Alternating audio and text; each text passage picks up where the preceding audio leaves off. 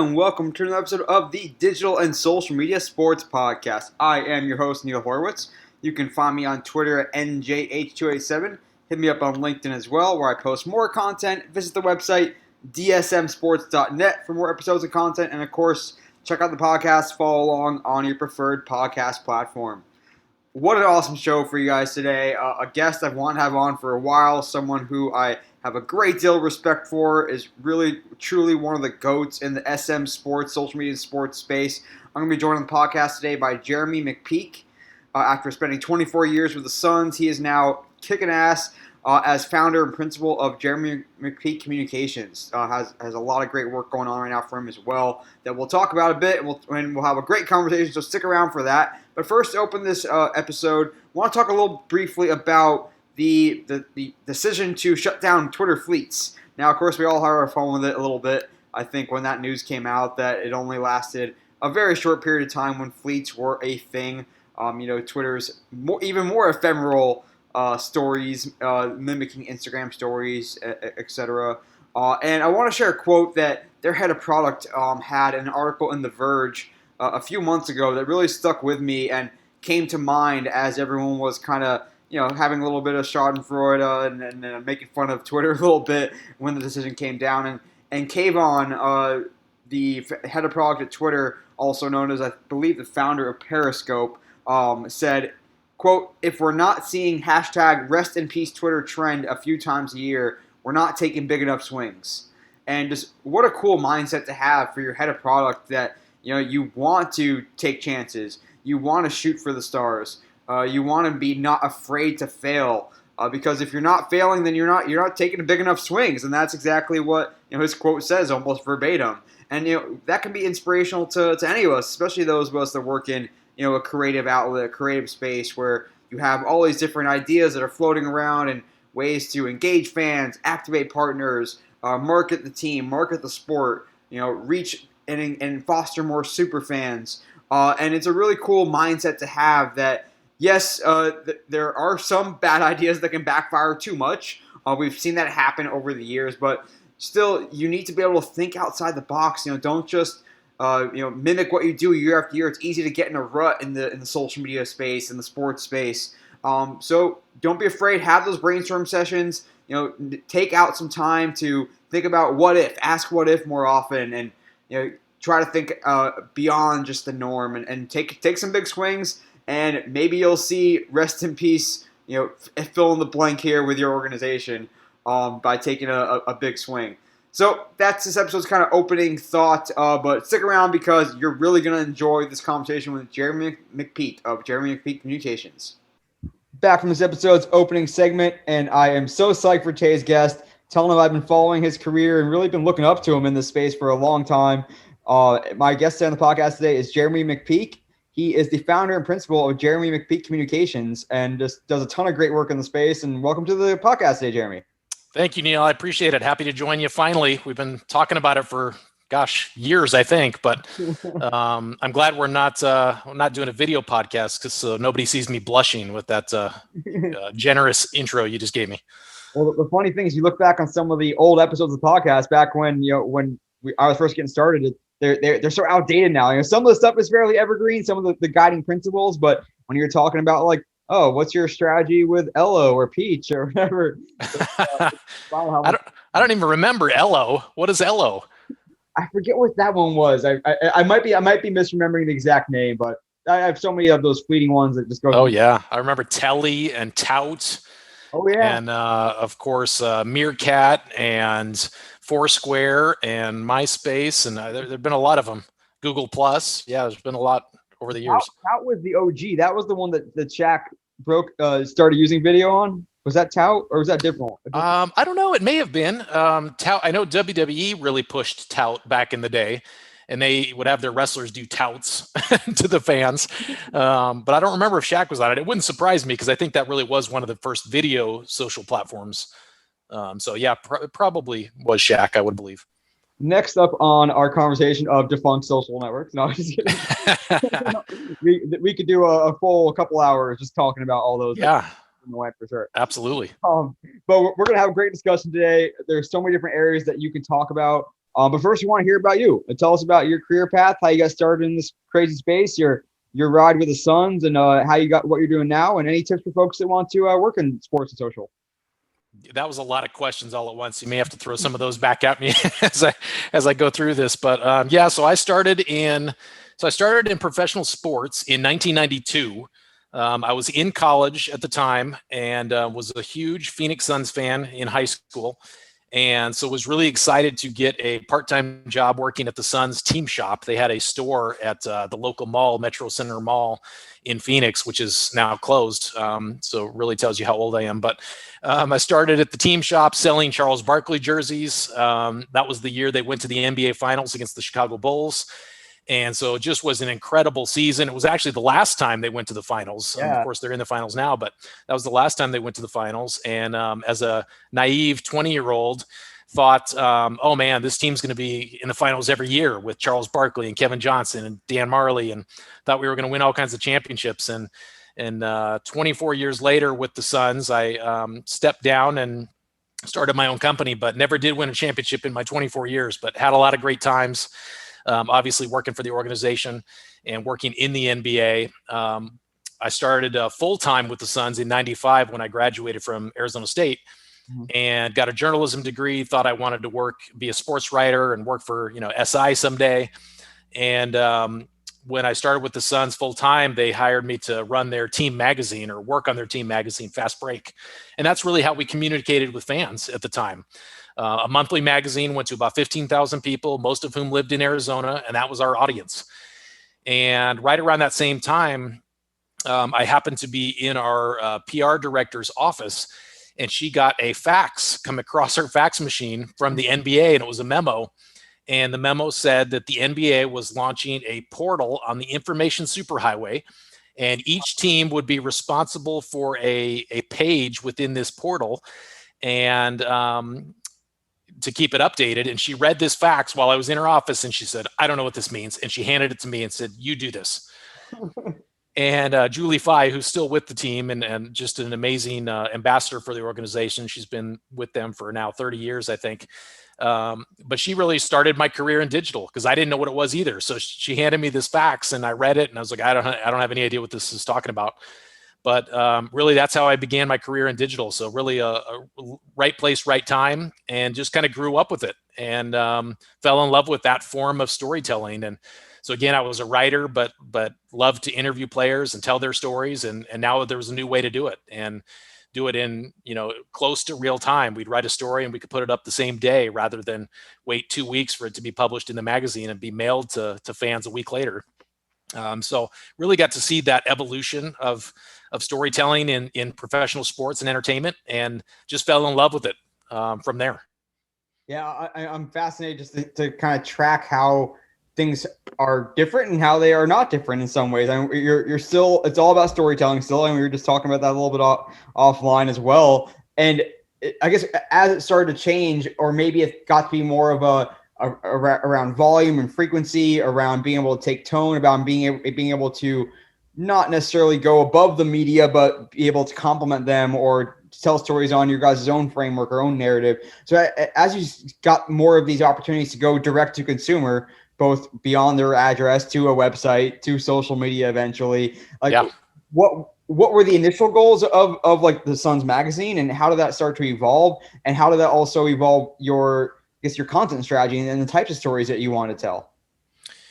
Yeah, it's funny. I mean, things have changed so dramatically over the years, and yet it really is the same. It is about storytelling. When we had the magazine, it was about trying to really let fans see who the players were and get to know them as human beings and see what they like to do off the court and hear about what they did in the community and to build that connection between the players and fans so that they did want to support them and wanted to buy their jerseys and wanted to buy tickets to come see them and wanted to watch them on TV. And it's the same thing today. It's, it's what teams, the Phoenix Suns are doing right now in the NBA Finals. It's trying to give fans a look behind the scenes and not just talk about what amazing players they are, what their stat line was tonight, although that's important too, but also to really build that bond with the players and show them in a different light. And and posting, behind the scenes photos on Twitter and video clips of them arriving at the arena and seeing what Devin Booker's car looks like that he's driving up to the arena, and what the fashions that they're wearing as they walk to the locker room, and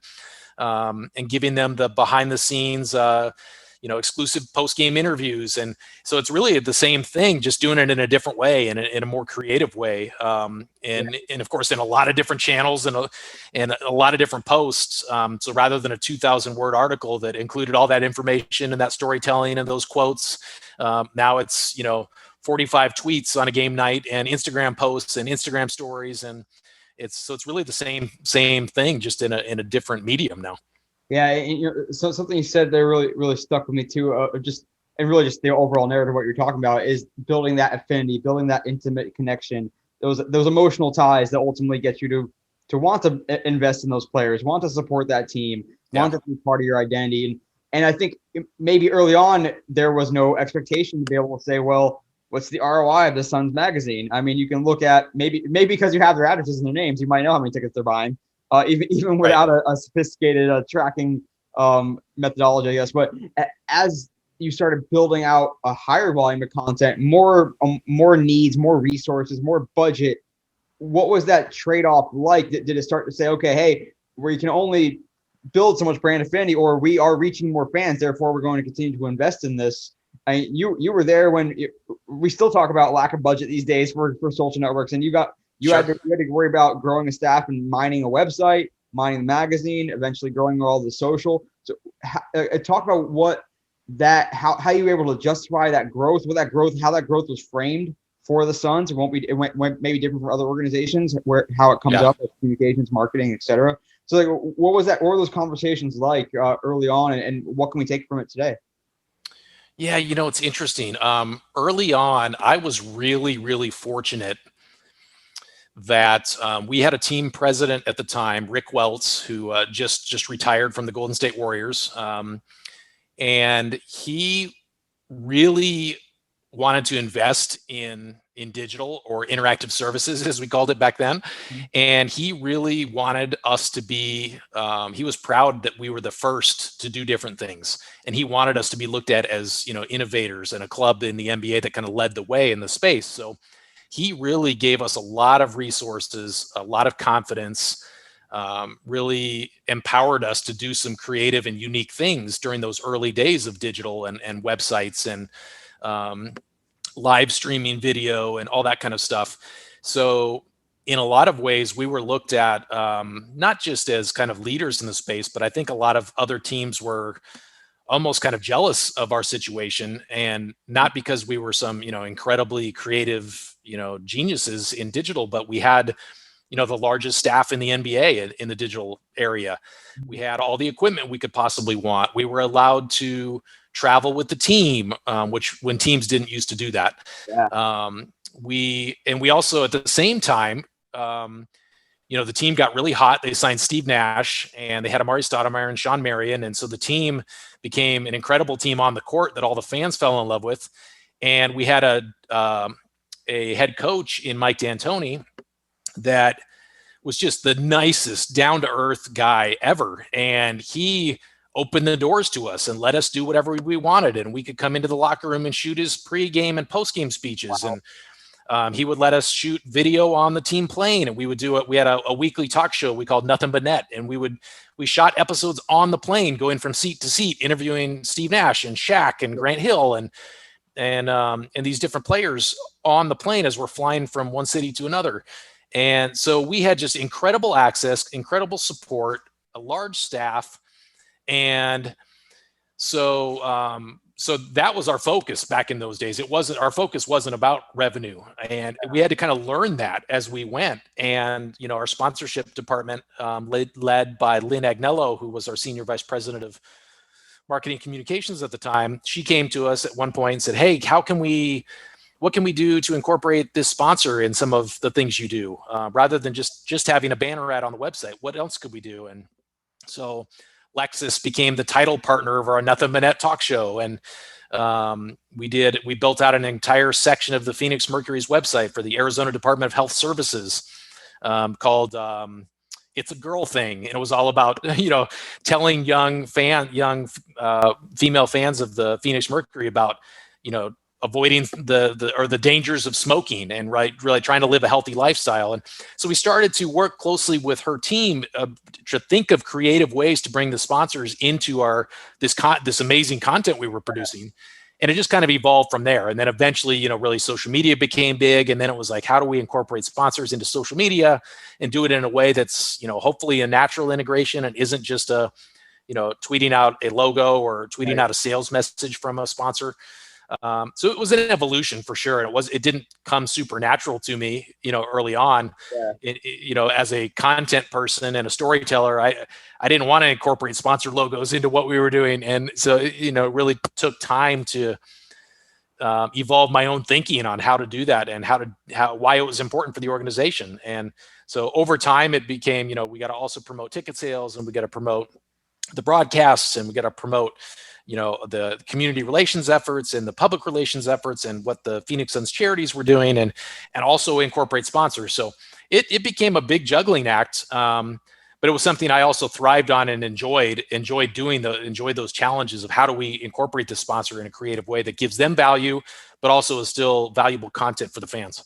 Yeah, no, like sounds like the right person in the right place at the right time, that you were thinking about branded content and integrating a partner, not just logo slapping. And it feels like, it doesn't feel that long ago. And even now, branded content is still something that like sponsors are like, oh yeah, we're still on the cutting edge with our great sponsor integration and serving fans the right way and serving partners the right way. Before it was the thing to do, I guess, on social to some degree. So maybe that storytelling background helped to kind of make sure that you guys went in the direction that benefited the partner and the fan early on. And I love the fact that you guys were able to start on the website and were ready for social when it came along to be able to integrate partners as well. To be honest, you give me a lot of credit there. I think I certainly tried and I learned, and we came up with a lot of great executions, but there were also times where we butted heads with the salespeople who, and I try to empathize with them as well, because their job is just to sell. Their job is to bring in more revenue. So there were times when they had a partner that wanted 12 Facebook posts and 45 tweets, and so the sales team was just trying to get the deal done. So they're putting that stuff in the deal to try and sweeten the packages or get the deals done, and they're not necessarily thinking about what that does on the other side. So there were times that we butted heads and had disagreements and arguments, but I think for the most part we really worked together and tried to come up with what would benefit everybody, the fans, the organization, and the sponsors, and that's really when you win.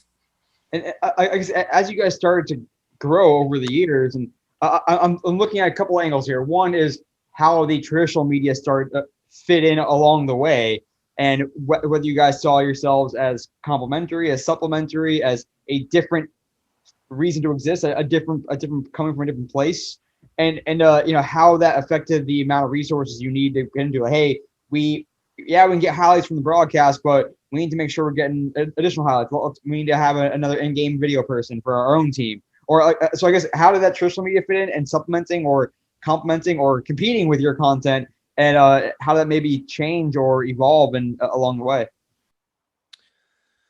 That's a good question. I think we, in a lot of ways, we had good relationships with like the local media, the sports writers, the beat writers, the local radio hosts. But at the same time, there was a little bit of competitiveness there, because we didn't want to always be second or third or fourth to the stories. And yet there were a lot of stories we couldn't tell. We as brand ambassadors for the team, we couldn't be writing stories that would rip apart, a player's performance or the coach's decision or the GM's decision. So those kind of stories we couldn't touch. We couldn't write stories about rumors and potential trades. And so the local media was always going to beat us on those stories. But in terms of finding out, unique angles on players or things that players did in their spare time or their hobbies, their passions, their history, their story, their childhood history. So that, we would try to come up with those angles and those stories that were really unique, that showed our players in a different light, and figure out ways to tell those stories through our social that nobody else told, or nobody else had the time to dive into those stories in depth, or even the relationships necessarily with the players to find out some of that information. But we also had a good relationship with our in-house content team. We had a Suns Productions broadcast house in-house that produced all of our television broadcasts. We were unique in that we, as the organization, produced our own broadcasts and then had basically a rights deal with the local broadcaster who aired them. But we produced them in-house, and so they had a team that was also producing a lot of video content and feature packages and unique highlight packages. And so we had a good relationship with them and tried to work with each other and complement each other and bring them along if we came up with some unique angle and set up something with players, and they would do the same, or they would share their packages with us to post on social media and our website and our mobile app after they'd aired on TV, so that fans that didn't see the pregame show or the halftime show could see those features, on social media. So it was we had a good relationship, but also a bit of a competitive relationship as well at the same time, because we wanted to stand out with what we were producing. No, it's cool. I can remember back in the day, whenever you think about PR people pitching stories to local media saying, hey, this guy has a really cool backstory, you should write about it. Here's a brief. Yeah. And now it's, yes, you can still do that, and it's not a bad thing, but it's also, let's talk to our in-house content team, what they're working on. Hey, did you know this guy has a really awesome story that we could be telling, instead of having to be at the beck and call of a local media person? Although the local media person is probably losing some of that hegemony or that power these days, I guess. Well, that's a whole nother interesting angle that I didn't even think of when I was answering your last question. But the in-house PR team, a lot of what they are kind of evaluated on and judged on from upper management is how many stories they can get placed in the local media, and what the estimated value is of those stories that are getting placed. So their focus is getting the outside media to tell unique stories as well. So a lot of times they didn't necessarily want us to tell something first, because then the local media might not want to tell it. So we certainly had great relationships with our PR team, and I'm still great friends with a lot of the PR people that worked for us back in those days. But there was always kind of a give and take of, that they wanted, a lot of times wanted the local media to tell a story before we did, and we're like, no, but this is our properties, this is where we sell tickets and sponsorship, and we should want to get those eyeballs on our site. But that's just working in an organization. Everybody's kind of got, I won't say their own agenda, but their own objectives and their own things that they're judged on and that they're trying to accomplish. So there's always an internal struggle, if you will, to work together and be good teammates, and at the same time get your own responsibilities and jobs done. Yeah. I want to talk a little. Let's spend a second on that sort of external versus internal, and more so around the different audiences you may be speaking to. Like when you were doing Suns magazine, you knew which of those 15,000 fans in theory you're talking to. Those are fans. They have a deep relationship with the Suns. When you broaden it to the information superhighway, more broadly with social media as well, you're speaking to, especially on your own platforms, perhaps you're speaking to those diehard fans, the ones that are spending time on your O&O, on your own real estate. Whereas other cases or other stories, even, you might be thinking about, well, how can we reach the more casual fan, the someone that has maybe been to one Suns game in the last 5 years. Right. So we want to think about, like, do you program differently for different audiences? Do you think about different audiences based on their perceived level of avidity, perceived level of investment with the team currently? Yes and no. It's the type of thing you would have conversations about internally, because there were a lot of different audiences. You had your season ticket holders, your long tenured season ticket holders who'd been there forever, and you'd have your first or second year season ticket holders, and you'd have local fans who buy tickets and come to games, but they're not season ticket holders. You got fans outside of the market who are big fans, but they will never come to a game because they don't live anywhere nearby. And then you've got international fans too that are following you from other countries. So, and you've got, even different audiences within each of those, men and women. You've got, senior fans and kids. And so it's a challenge to try and talk to everybody and in different ways. And I can't say that we were ever the geniuses at figuring out what that puzzle was and how to do all the different pieces. But there was certainly times where we had certain content for certain audiences that really would only appeal to them, and content for other audiences that would only appeal to them. So even the external, like a story on local news, or a story in the local paper, reaching a different audience than you may reach on Suns.com and made.com/Suns. And how, like, maybe a story is better told in the broader setting, or maybe it's not. Or we differentiate on our own platform because we're speaking to someone that already loves us versus someone that's seeing the local news story that may be aware of us but doesn't love us yet. Yeah, no, that's a good point. There are a lot of factors to consider every time you're putting a story together and figuring out how to write it, how long it should be, or should it be video instead? What channel should it go on? Should it go in your game program, your printed publication, or should it be on your website, or should it be in your mobile app? Should it be on your video talk show? Should it be on the TV show? I mean, there's so many different channels and opportunities and places to put stuff.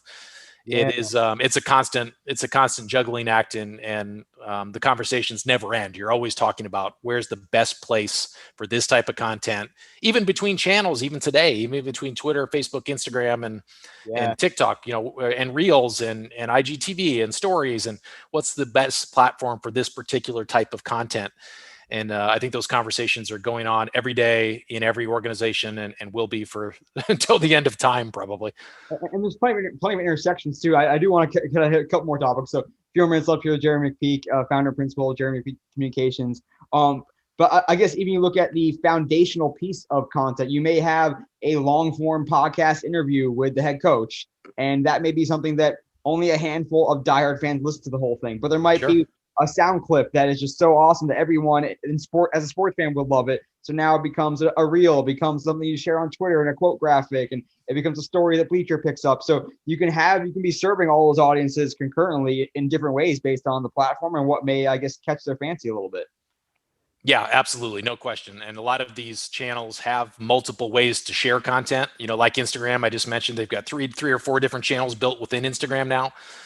Team mobile apps are an incredibly important piece of the conversation.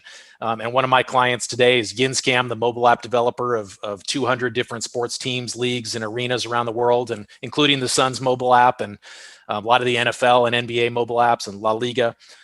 So that's a great platform and a great way to share all those different types of content. So fans who really gravitate towards audio can get the audio there, the podcast, the long form, or the people that want to read the short articles or see the tweets or what have you can get all that content in one place. So it's a challenge for digital people today, but I think it's also what's fun about this business. It's what I've always loved about it. You're not doing the same thing every day. You've got all these different types of ways to tell the story, and figuring out how to tell it, where to tell it, what form to tell that story in is what makes it fun. And for people who are creative, I think they thrive on that and enjoy that a little bit. It's a little bit of chaos, it's a little chaotic, but it's also fun that it's always new and it's always challenging you in new ways. It's like another sense too these days. It's almost like a sixth sense where you're watching the Dallas Mavericks game and you see Luka flash that smile on camera. And I don't know if everyone feels that, but in my social media timeline, everyone's like, "Oh, that's gonna be a meme." Like, yes, it's for sure. You see it I think maybe as everyone of a certain generation may feel that way now because they just see it and they know that that's the thing they need to get that screenshot of. But it's fascinating that you can pick up on these things now and understand, okay, this is going to work in this platform, or this would be great for this, or we can have some fun with this. It's fascinating. You did mention Yin's came in the mobile app, and now that hit a good nerve for me because I have worked in the mobile app space, and people would always ask me like, why are teams always trying to get me down their app? Like, what's all about? I do want to let you speak to that with sure. a lot of different aspects to it, but there's something I always thought about that is more in that intangible brand affinity identity space of if someone downloads your app, that is real estate on your phone. That's an icon on your home screen. And when someone looks at their phone, they see your app on it. Every time I open my my home screen, I see that team logo on it. And I think there's something to that as well. Like it's part of you. It's part of your smartphone, which is such an important part of your life. So I guess speak about if someone were to ask you that nebulous question of why are teams carry out you download the mobile app, and if there is to that, once someone does get into that, like enter that the home of the Suns or the home of the team, so to speak, that it really truly does become a daily part of their identity or a part of their identity in general. Yeah, no question. Back when I was still with the Suns, we were actually Yinscamp's first ever NBA client. We had their first NBA app. Now I think they've got 23 of them. But at that time, it really was about, for the organization and the team, it was really about another way for us to push out information, to remind people that the game's on, remind them what channel it's on. Here's the stories that are on our website you can read on your phone. And it was all about content. And all of that content is still available in the majority of team apps today. But it's also much more about a business tool now for organizations.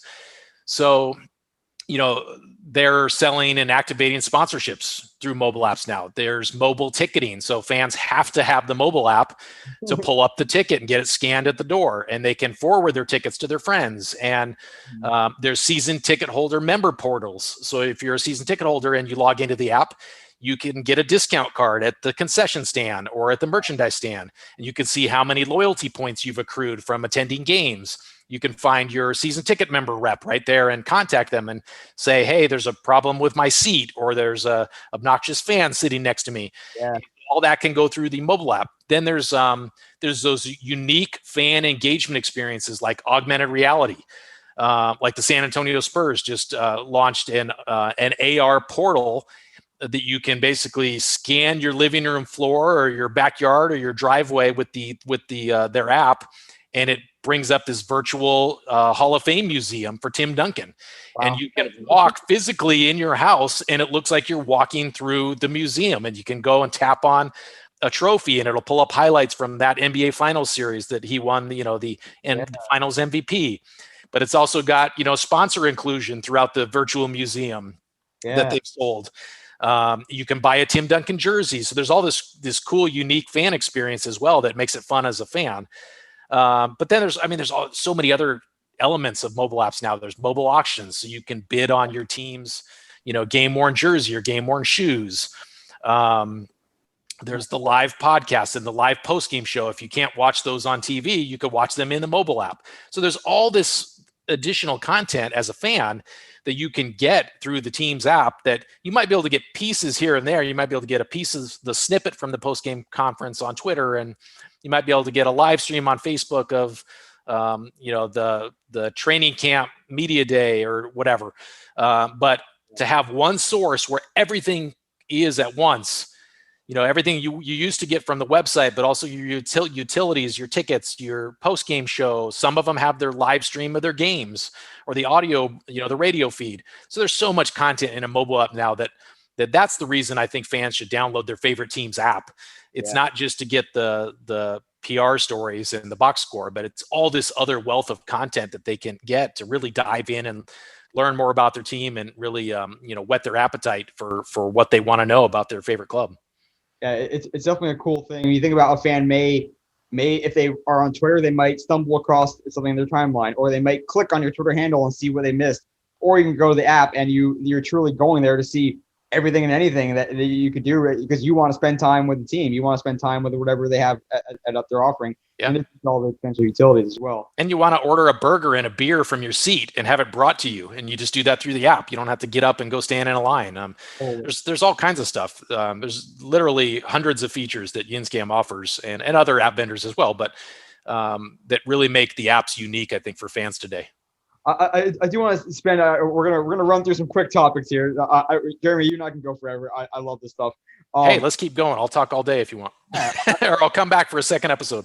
I want to switch gears a little bit and talk about just voice and personality. I think back to my early days on social media, and I cringe at I sounded like a freaking press release PR person with really stuff because we kind of trained on that. And sure. hey, a tweet is tantamount to a press release. We got to sound formal. It's the team announces XYZ, and that's Yeah. it. You still see some of that here and there, but the NBA more than any league, I think, is known for having a distinct voice, having a distinct personality, being able to develop brand. And I think when you're starting out, when you look back to the magazine days, it was about you were presenting stories, and you weren't necessarily thinking about, oh, we gotta have a joking and playful tone and sarcasm throughout. Right. Maybe you were, but tell me, like, how did that sort of brand intersection come along, and how important has it become to really help fans fall in love with the team, I guess? Yeah, that's a great question.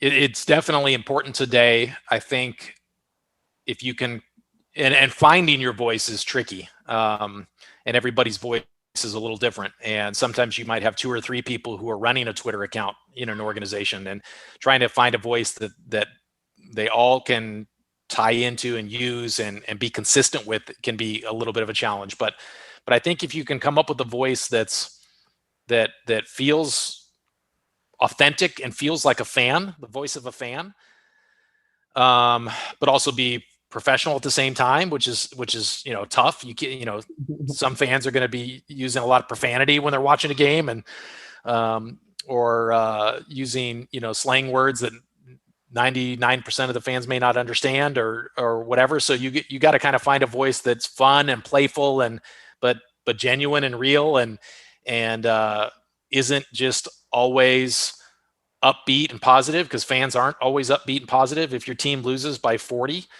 you can't put a positive spin on that and have your followers feel like they see that, and your team just lost by 40. They're upset. They don't want to see spin. So in some cases, that's where you maybe revert to a little bit more of the PRs, just straightforward. Here's the results. Here's the stats. But if you can, if instead you can say and use a crying emoji, or an emoji with the eyes drooping, you're sad, that expresses what a lot of your fans are feeling. So I think it's really about trying to be genuine and trying to be authentic, while not crossing the line and getting too sarcastic or too aggressive or too offensive to other teams. You got to, there's always a balance there. And it's we've certainly seen the cases over the years where someone at a team crossed the line and went too far, and next thing you know, they're out of a job. So Right. it's it's a fine line trying to find that balance of being playful and being authentic, without going too far. How has it, I guess, gotten more operationalized, professionalized? Like, it's not just the personality of the social media person coming into play. They may Sure. have a say in it, but even early on, like, how cognizant were your colleagues at the Suns in PR and communications, and that's probably before you even had a full-time brand person, of thinking about, hey, I noticed you said this way, and that makes us look like this, and that's either good or not good. So, like, how have you kind of seen it become more professionalized, and are still some teams or some clients not appreciating the fact that you can't just give the buttons over to the social media manager and let them go and do their own thing? Yeah, it's I think it's a hard question to answer, because I believe every organization is different and thinks about it differently. And it's such a subjective thing. Voice is such a subjective thing, in terms of, you might have 10 people in the organization who all think differently about how what that voice should be. Some are going to want it to be very straightforward and straight laced, and some are going to want it to be very sophisticated and appeal to the high end season ticket holders who spend every day out on the golf course, and they don't want memes and funny inside jokes and things that relate to pop culture, and then others that think, no, that's who we want to appeal to, the younger audience that is constantly using memes and jokes and tying into everything that's happening in pop culture. And so it's really a subjective thing. I think it's, the key is kind of having agreement between the marketing people, the brand people, the digital people, and social people, to kind of all have those conversations up front in advance about talking through that, what that looks like, what should be the tone, what should be the voice, and then having trust in the people who are running the social channels, that They, you trust them, you empower them, you've had the conversations, you've told them what you're looking for and what it needs to be. And you have to trust that they're going to follow through with that. But then also let them know that, there's nothing wrong with, if you have questions about something, coming back and saying, hey, what do you think about this? Is it okay if we post this? I know this is a little edgy. It's maybe a little outside what we normally do, but do you think this is okay? And being able to text back and forth, because you may not have time to meet up and talk through it. But on a game night, in the moment, being able to text someone and say, hey, this is what I'm thinking of doing. Are you okay with this? It's a little edgier than normal. And being able to have that back and forth, and so that you can adjust, because in social, you really have to be real time in many instances and be able to react on the fly. But you don't always want someone to just go with their gut instinct of, this is really funny, it's going to perform well, but may not be the best look for the brand.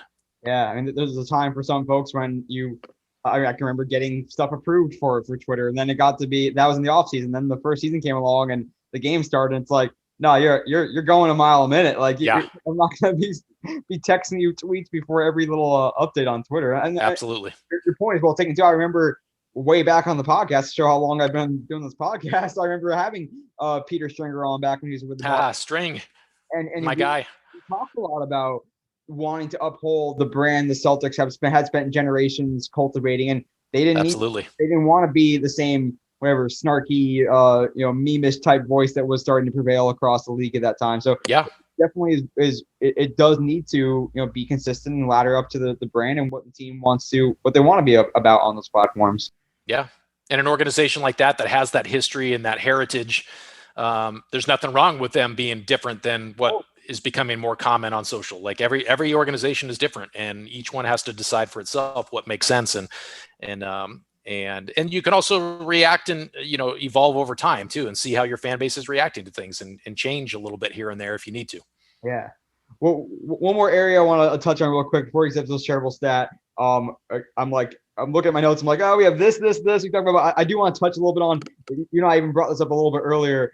Is you were there when Shaq kind of became one of the first big athletes probably to take on Twitter. Sure. And is well known for that, announcing his retirement with a Twitter video. And again, it might be Tao, it might be another one, but we don't need to go back down the rabbit hole again.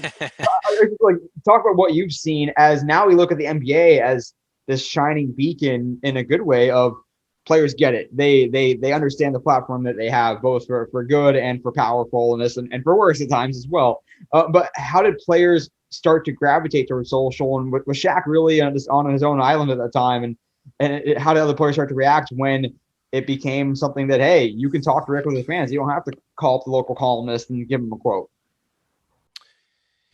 Yeah, that's we could do a whole podcast on that alone. Got to give a lot of credit to a couple people. Kathleen Hessert, who worked with Shaq on his reputation media and media management, who really recommended that he get on Twitter himself, because there was someone locally here in Phoenix that was impersonating Shaq initially, and was really good at impersonating. Knew the way Shaq talked and the things he said, and knew who his sponsors were, and so it seemed like it was Shaq early on, and it was just a fan having fun. Ward Andrews, I got to give him a shout out too. He's the fan, who's a big Suns fan still today and going to all the NBA Finals games. But so Kathleen, recognized that Twitter could be a great opportunity for Shaq and suggested he get on it. And then there was a woman in our office, Amy Martin, who I worked closely with in the digital space. She was on the marketing partnership side, but we worked closely together to integrate a lot of those sponsors that I talked about earlier. She was one of the first people in our office who was on Twitter herself. And so she and Kathleen knew each other, and Kathleen said, Shaq, you need to get on Twitter. And there's this person in the Suns office who's on it and understands it. And so Amy worked with Shaq directly to kind of get him going. And, it was like a week after Shaq got on that I saw what she and Amy were, Shaq and Amy were doing, and thought, oh, I better get on this too, because I don't understand this. And so that's when I joined, and that's when I created the Suns account, originally the Suns Twitter account. And it wasn't long after that Steve Nash got on, and Jared Dudley on our team got on. And So our team was kind of one of the first in the NBA and sports really to get active because of Shaq and really because of this fan initially. But that really started a tidal wave, I think, of quickly all these other athletes and other sports started seeing Shaq, as this big name personality in professional sports, and other teams and players in all different leagues around the world started to get on Twitter as well. And it's taken time. It's grown over time. A lot of players, early on thought, I don't get it. Why am I wasting time doing this? But now I think the majority of them do understand the value there, even if they don't love it or aren't super active themselves, but they understand the value of communicating directly with fans, controlling your own narrative, controlling your own brand. And a lot of them have, consultants or people that work with them. I work with a couple of professional athletes myself, professional wrestler and an NFL Pro Bowl player. And I work with them to kind of help think about how to use social, how to activate their channels, what photos they should be posting, what kind of things they should be sharing, and we're activating sponsorships on their behalf. But so I think it's really become important for athletes today, and now it's going to become even more important for college athletes, with NIL. So it's been fun to see how that's evolved over the years and see players get creative with it and take advantage of it and use it to really grow their brand and their personality. As long as they use it, wisely. Obviously we've seen some bad examples too, but that's just society in general. You see people using social media in a dangerous way, and others that use it really productively and for the good. So I could go on and on about that, but that's what tends to resonate with athletes most. I'm sure it will differ across different athletes, but are many of them wanting to get better at it or get involved in it because they see it as a potential moneymaker, revenue producer? Do they care more about being able to have a direct line to fans and be able to get an opinion out there or word out there? Do they see it more as a platform they can do things, or even have a platform beyond their playing days? Like, what if you're talking to an athlete, or you even talk to an athlete who comes to you and want to figure out their social, whether it's building a brand or again doing these other things, what objectives seem to move them the most? Yeah, I think every athlete's different. Some of them really just genuinely enjoy interacting with fans. It's like the old school chat room, and they just love getting on and talking with fans and seeing what fans are saying and having fun with them or bantering with them or going back and forth with them. And some of them really love that. Others hate that. They hate the fact that fans can criticize them and critique them and make fun of them if they have a bad game or judge them in a lot of ways. And some athletes get real sensitive about that. They don't want to see any of that, any negativity. And so for them, the ones that still see the value in social, besides, putting that aside, for them, it's more about building their brand and hopefully being able to get sponsorships and generate revenue through it.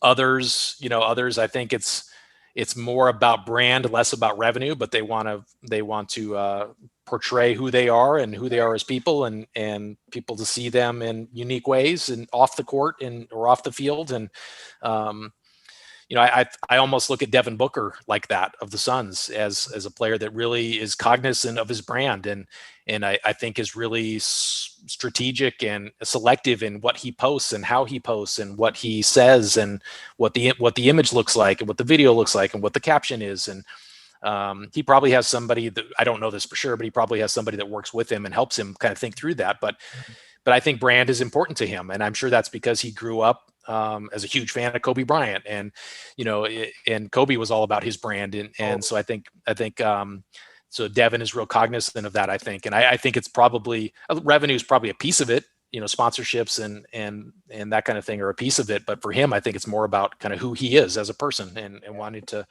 put himself in the best light. Other athletes are all about the revenue and the sponsorship, and they almost don't even care what they're posting about, as long as that sponsor's paying them to post something. It may not even be a product they use, and but if the sponsor, as long as it's not a negative product that makes them look bad, they're more than happy to post it to make a few extra bucks to pay for their family's vacation or and whatever, a new car, or they're putting money away for their child's college fund, whatever it is. So I think every athlete has a different perspective on it. And I think it is really valuable to them if they use it wisely. And hopefully have people that can kind of help them and coach them along and give them, suggestions and ideas and on how to use it. I think it can be really beneficial. Totally. I love how we're not full circle is the wrong way to put it, but how we're having these conversations that I'm thinking in my head, like this relates to what we started talking about earlier on with the Suns telling stories about players off the court and the stories that you guys, they and you want out there. Now players have their own stories to tell. And then there's a revenue piece to it too. And there's a brand piece to it too. And really all these things start to meld together. And, things have changed quite a bit since the Suns were last in the finals, but not quite as much as we think sometimes in terms of the foundational principles of these things. I love it. Yeah, absolutely. The foundation is a great way to put it. That's real. Those were the building blocks, but the objective is still the same. It just, the building looks different today, but it's still built the same way in a lot of ways, has a lot of these same bricks and cement down at the bottom. Oh, well, Jeremy, we're going to have some more fun in our quick hitters in our 7 seconds or less segment. But first, before that, we have this episode's shareable stat coming right up.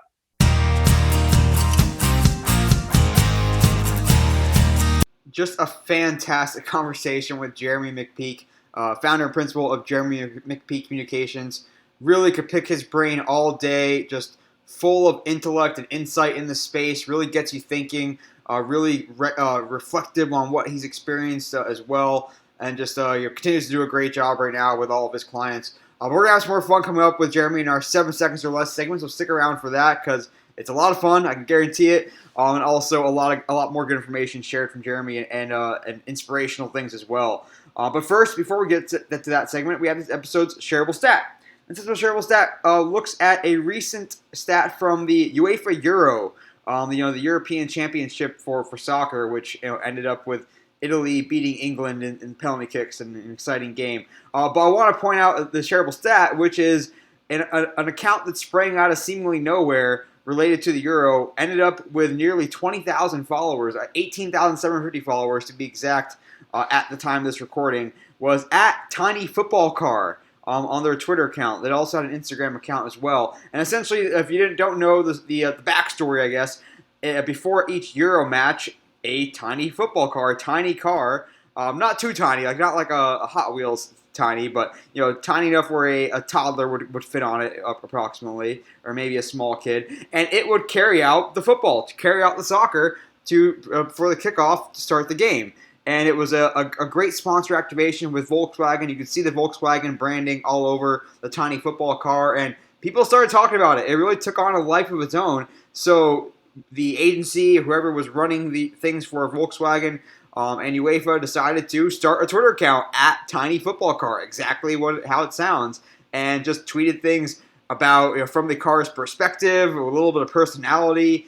Did some point of view POV video. It was really cool. Some kind of behind the scenes. Did a lot of engagement with fans. You see a lot of replies to all the accounts that were tweeting about the Tiny Football Car, and then having conversations with this account as well. And just what a cool opportunity to seized upon by Volkswagen to jump on, be proactively listening, jump on the fact that this was causing such conversation and joining the conversation and helping to lead it and enhancing it by providing more access, more angles, little unique features and fun videos and fun little skits that really did well on Twitter also. And just a really cool way to think, what can we do differently for a sponsor, for a partner in the social media space? Maybe you don't have the Tiny Football Car opportunity and in the short-term tournament that was the UEFA Euro, but you have a season, you have games, you have little mini traditions and little quirks and things, and it's just an opportunity to really, again, similar to how we opened this podcast,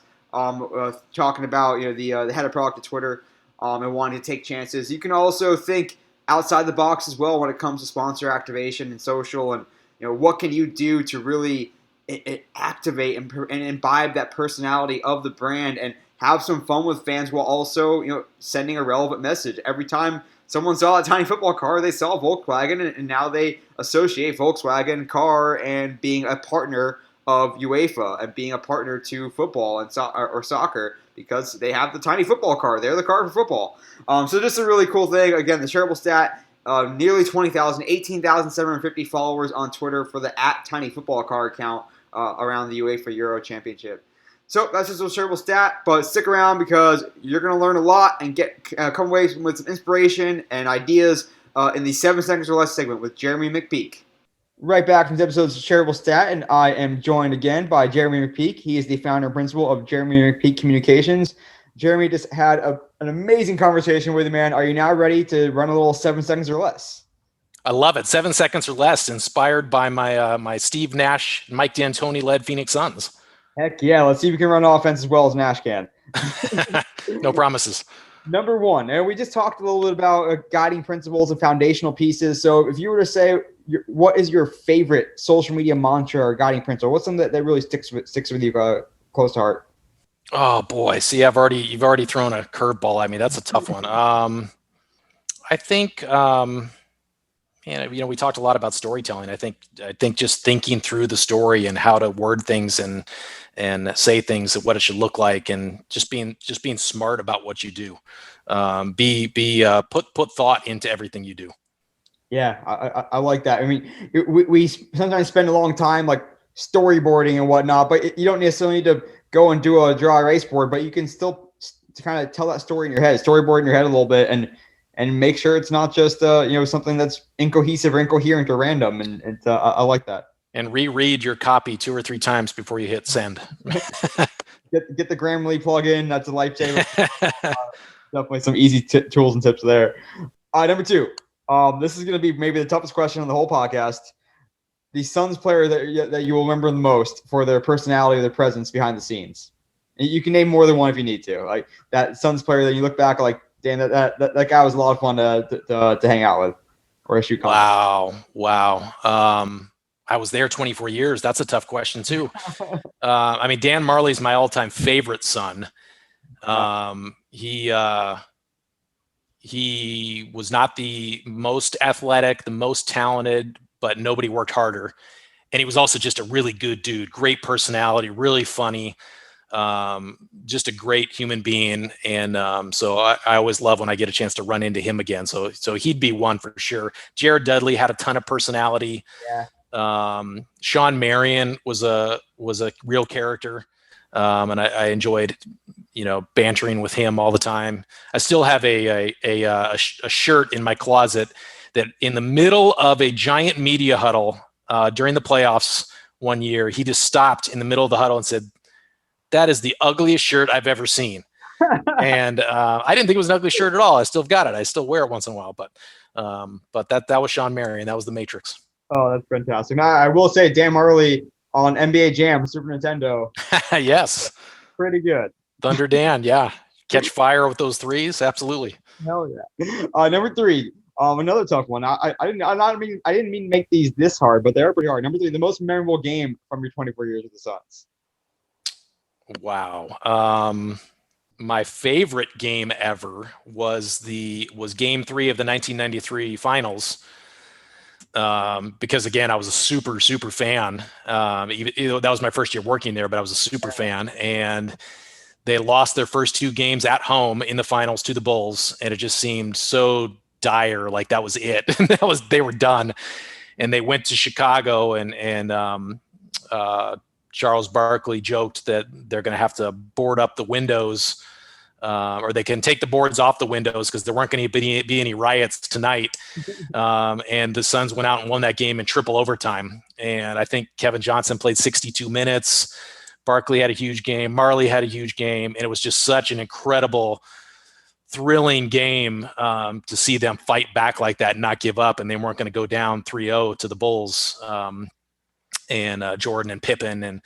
And so that's my most memorable game for sure. And then the second one I think would be, and I'd have to look up the year. I'm drawing a blank on the year, but it was the Suns and Spurs in the conference semis, I think. Mm-hmm. And but that was going to be the year the Suns won the championship for sure. That was the year they should have won. And Robert Horry checked Steve Nash into the scorers table, and it brought a bunch of the Suns players off the bench out of anger. And I was there in San Antonio at the time, and the Suns were winning the game. And then that happened right at the end of the game. And it was like our hearts just sunk because we knew that all those players that stepped off the bench were going to be suspended for going out onto the court. And sure enough, they were suspended, and the Suns lost the series, and the Spurs went on to win the finals, sweeping the Cavs 4-0. And that was our year. So that's one of those painful games that will always stick with me. Wasn't the most memorable on a fun side, but the other side. Well, geez, I hate to bring up a couple of memories of the team losing the finals and then the team losing. Well, we'll try to get you out. That's the history of Suns fans up until this year. So I think this is their year. Hell yeah, this year is definitely the year. Number 4, I like this one a lot. You definitely do a lot of mentoring, teaching throughout your career. So sure. What is something that you really try to instill in young people or students that want to work in sports and social? Yeah. I'm actually going to be teaching a sports digital strategy class at Arizona State University this fall, along with Marissa Mast of the Coyotes, who I'm sure you're probably aware. No, we're going to be sharing a class. But I think one of the things I try to teach, really drive home, is to be open to learning new things and trying new things.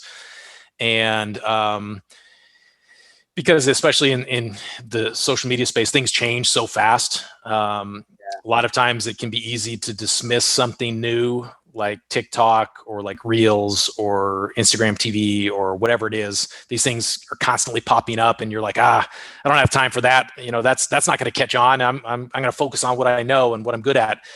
But you have to be open-minded to try new things because you don't know what's going to change, what's going to catch on, or what's going to be the big new thing. Now Clubhouse and Twitter Spaces, those are platforms I really haven't jumped into myself yet, but I need to, and I know that it is important to learn new things. So that's one big thing. The other thing I would say is just relationships, how important it is to build relationships. And that's not something I necessarily was cognizant of when I was at the Suns. It wasn't something I was thinking in my head, I need to build good relationships with all these people, and because someday it may benefit me, but it has, in my business today. I'm really blessed and thankful that since I left the Suns, my business has really thrived and it's really doing well. And I've had lots of different cool clients and projects to work on, but it's all been because of relationships. Yeah. It's not just been because, I'm not to pat myself on the back. It's not because I'm good at what I do necessarily. Hopefully I am, and my clients are happy with the work, but it's because of the relationships I've built over all those years that people want to hire me or want to recommend me, or if they hear about a project somewhere that needs social media help or digital consulting, they think, you should talk to Jeramie. He's a really good guy and he's good at what he does. So relationships are so important, and it's important to get to know the people you work with, learn what they do, how they do it, and build those friendships. And because it'll pay off later, and also because it's great to look back over the years, when your team's in the NBA finals and you can look back and have 50 friends or 100 friends that you worked with over the years that you can now text and have fun with and relate to and say, wow, can you believe our old team is in the finals and going to win a championship? It's cool to have those relationships, and that's more valuable and important than anything. I love both those. It's great to see the extended family always on Twitter. Everyone really does connect over the years. And I think something that sticks with me is a lot of people will say, oh, yeah, you have to network. And people think that networking means, I have to go and talk to the exec or the VP that's in the position I want in 10 years, 20 years. But you can get just as much benefit out of networking and meeting people that are at your level or at your generation. And you get to grow up in the industry together and learn together and grow together. And those are some of the best relationships I have as well in my career. Absolutely. But at the same time, I would also encourage, and I do encourage my college students whenever I teach a class to reach out to people that you do want to have their jobs and ask, can I buy you coffee? Can I buy you coffee and pick your brain? In 24 years with the Suns, that happened to me probably 3 times. And all 3 times I said, yes, of course. Every day I have coffee. So why not let somebody buy me coffee and give back to a young person? And I think most sports executives or entertainment executives would be willing to do that. Now, a lot of them, at the very higher levels of organizations, they may just be too busy to even see an email or read an email or respond. But chances are, if they did and they saw it, they'd be like, yeah, sure, I'll give 10 minutes to this young person and give them some advice. And I think a lot of young people are intimidated to do that, or nervous to do that, or don't want to try, or scared to try. They're scared of the rejection, that they may not get a response. But you'd be surprised how many people in sports would be happy to do that and happy to give back because they were in the same spot one time. I mean, as someone who was one of those people that reached out to you for lunch back in the we did have lunch, yes. I can thank you very much. I was one of those people, so it definitely rings true to me. Absolutely. Number 5, tell me which 3 apps could you just not live without professionally to do your job? What apps are most helpful for you in your occupation? Well, can I say Twitter, Facebook, and Instagram? I mean, those are the native apps. Those are the 3 that I use constantly, of course. But in terms of apps, in terms of like creating content, my favorite now, and I just discovered this one 6 months ago, probably, is Splice. I absolutely love it for creating video and editing videos, and it's got just incredible. So many different tools that I've probably used 20% of the app. There's so much there I need to even learn more, but I use it all the time and I love it. And it's fantastic. And it's got an incredible audio library too. It's got thousands of different tracks, royalty-free tracks that you can use as background music. And so it's fantastic.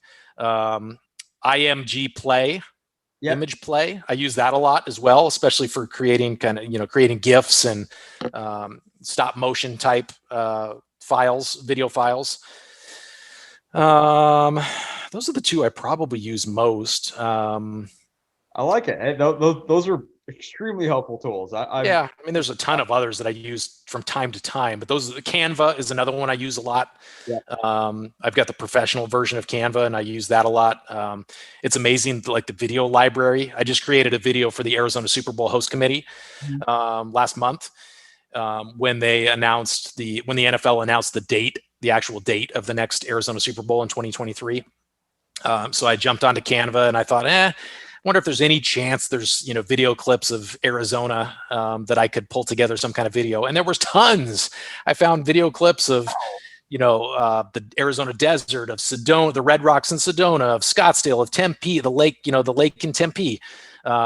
Downtown Glendale, the flyovers of the stadium. So I just pulled all these clips together and was able to make a really cool video using Splice, but from clips I pulled out of Canva. So those are some of the apps I use most often. Geez, I mean, I've used Canva, but I need to start using it better. That's incredible. That's really cool to hear. Yeah, the pro version is it's worth every penny that you pay for it. Nice. Not a sponsor. No. No. Greenfly is an amazing app too, I know you work with, but I don't use them regularly. But if I was with an organization like a team, I think that would be an app that I would use all the time. Appreciate my boss definitely appreciates it. Absolutely, it's a great tool. Number 6. This would be a fun one. Your favorite NBA arena outside of Phoenix? Wow, outside of Phoenix. That's a tough one. I have not been to all of them, and a lot of them are a blur because I would be in and out. I'd be, right. I took a road trip right before the pandemic for the NBA and did 4 arenas in 4 nights in different cities. So I was flying in and out and helping the NBA run their Instagram stories at games. I've not been to the new arena in San Francisco for the Golden State. I'd like to see that one because I hear it's amazing. But MSG is the favorite just because of the history there, and not only history for the NBA, but WWF and old concerts and Muhammad Ali, and so that's a fun one. I really like Barclays Center as well. Across the bridge. That's much more modern, obviously, but I've been to that one quite a few times and really like that as well. The Milwaukee Bucks have a nice arena. The Suns are heading there for their game on Sunday. So there's a lot of them, but those are some of the ones that jump out. Number 7 for you, Jeramie. I'm going to change this one up. I'm going to throw a quick curveball here, but I think you'll be ready for it. All right. We haven't talked about this enough, that you are someone that when I think about people I know that are wrestling fans, you're someone I think about. We talked even about AEW before our call as well. Yep. One of the challengers to WWE, I guess. So just tell me in general, like, what does pro wrestling do so well, and what can we learn from them as sports entities, whether it's with digital strategy, fan engagement strategy? Like, what has allowed wrestling to just cultivate just diehard fans across generations? Wow, this is definitely a whole nother podcast. I could easily talk for hours about wrestling. It's funny, people that don't watch wrestling, especially sports fans, a lot of times will just dismiss it out of hand as, oh, that's fake. But yet they don't mind, watching The Walking Dead, and they go to the latest Marvel movies and all these other things, which are, they're not real. They're stories. And that's what professional wrestling is. It's storytelling at what I would say is the finest in many cases. If you don't follow it, you don't understand that it's not just about the good guy against the bad guy having a match. It's stories that are built up over months and years, many times. If you're really into it, you understand the feud that's gone on between two wrestlers for the past 10 years and across 3 different wrestling promotions. And so there's all this depth to it that you don't see if you just watch 5 minutes of a show. And it's such a unique form of entertainment as well. There's athleticism involved. It's a combination of sport plus live theater plus Cirque du Soleil plus a magic show, because they want to make it look real, and comedy. It's like all those things combined, and so it's a really unique form of entertainment that I don't think the average person understands at all. They dismiss it as, it's just childish, fake stuff for people that are not sophisticated, if you will. But if you really study it, you start to realize there's so much more to it. But in terms of what sports properties and teams can learn, I think WWE and AEW, and there's other wrestling promotions as well, but they do some of the best digital content there is out there. And they're every bit as good as, the major professional sports leagues and teams, in terms of using every channel available to them. WWE is everywhere, and they produce live streaming shows all week long. Every single day they produce a live streaming show, and their behind the scenes content and feature packages and storytelling, in-depth storytelling on their wrestlers, their talent, their performers is incredible. And I've got to give a big shout out to Craig Tello, an old friend of mine. He's now with EA Sports, but he was kind of one of their leading driving forces of the WWE digital experience for the last 10 years. And always he's somebody I look up to and is a mentor to me, and somebody I have learned so much from. And his team of content producers are incredible. And so really, even if you can't stand the idea of wrestling, if you spend some time taking a look at their Instagram account, their Instagram stories, their TikTok, their Twitter, their Facebook Lives, you can learn ideas, learn things and get ideas from them, because they do an incredible job. They have a really creative, talented team there. Yeah, and AEW as well. They've got as well, and I'm a big AEW fan also. So, absolutely. It's always kind of intimidated me or blown my mind when I try to think about, okay, if let's say we're going to a WrestleMania or even just another night of Raw, and how you can start to program social media or strategize and plan it when you know the gist of what's going to be happening. It's like you go into a game. Who knows? You can't really plan for them. You can plan for scenarios, but when you know that at this point in the match that this person's going to lose, and like it just how granularly you can start to plan your strategy if you really want to. You can, but at the same time, the digital team, they don't know who's going to win and lose. And that's by design, I assume. Yeah, absolutely. They may have an idea, just like most fans going into it, have an idea that if Roman Reigns faces John Cena at SummerSlam next month at Allegiant Stadium in Las Vegas, chances are Roman Reigns is going to win because he's the big star now, and John Cena is the older star who's going to like put him over to give him the rub, if you will. So fans probably have an idea. So the content team can kind of plan in advance. This is probably what's going to happen, but really it's just like an NBA game going into it. You may think, the Phoenix Suns are going to win this game, game 3 of the finals or whatever, they're going to win the championship, but you don't know for sure. So you plan all the content going into it. Who are the players on the team that you want to feature? Who are the wrestlers that you want to feature and profile because they have a really big marquee match? So you want to follow them throughout the day as they're preparing and they're arriving at the stadium and they're getting their ankles taped up and they're stretching and they're warming up. And what's their mindset going into the match? And post-match, win or lose, how are you feeling about what just happened? And, you're going to put together those clips and those TikToks and those reels. And so it's very similar in terms of the content team, what they're creating and how they're telling the stories. The matches themselves obviously are planned out, and there's a select number of people who know what those results are going to be, the wrestlers themselves and the producer of the match and Vince McMahon. And, there's a handful of people that know what's going to happen, but the content team doesn't necessarily know. And so they have to cover it like it's a real live sports event. Yeah. And reacting in turn. That's pretty cool. Number 8. We're getting to. I thought this was 7 seconds or less. We're going on to 8 seconds now. Okay. These last 3 are meant to be the quickest of the quick. The best if I come out there, hang out with you in Phoenix, and go back to the old stomping grounds. Tell me the best meal to get in Phoenix and where to get it.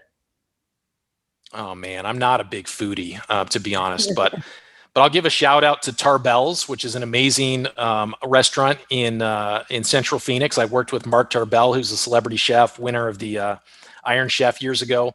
Okay. Big Suns fan. And I worked with him for a couple years on social media for the restaurant, and his second restaurant, The Tavern, which has an incredible lobster roll.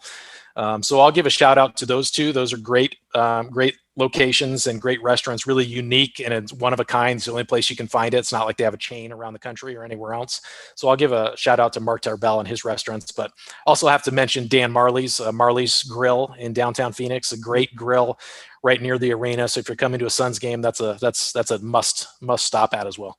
Hey, not bad at all. You say you don't know good places. Those sound like great places to me. Love it.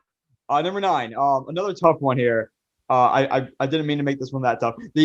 Tell me who is on the Phoenix Suns Mount Rushmore. Oh, that's not that hard. Definitely Barkley, Yep. Steve Nash, Devin Booker. How many people are on Mount Rushmore? 4 or 5? 4. 4. That's what I thought. Okay, 4. So the 4th is a little tricky because those are the 3 most obvious choices. I mean, if they win the championship, Chris Paul would have to be in consideration, but he's only been with the team for 1 year. So I'm not sure if you could put someone on Mount Rushmore if they've only been with the team 1 year. Connie Hawkins is one of the all-time legends, and one of the first. They're really their first true superstar. So I'd probably say Connie Hawkins right now, today. If you ask me again in a week if the Suns have won the championship, and Connie may have to get bumped by Chris Paul. We'll see. We'll hold off on starting the carving then for the time being. Hold off. All right, last one for you, Jeramie. Tell me it's Game 7 of the finals, NBA Finals. The Suns get a chance for a buzzer beater. You get one player from Suns history, past or present, who's taking that shot. Wow, that's a much harder question than the Mount Rushmore. One player in Suns history to take the game-winning shot. Boy,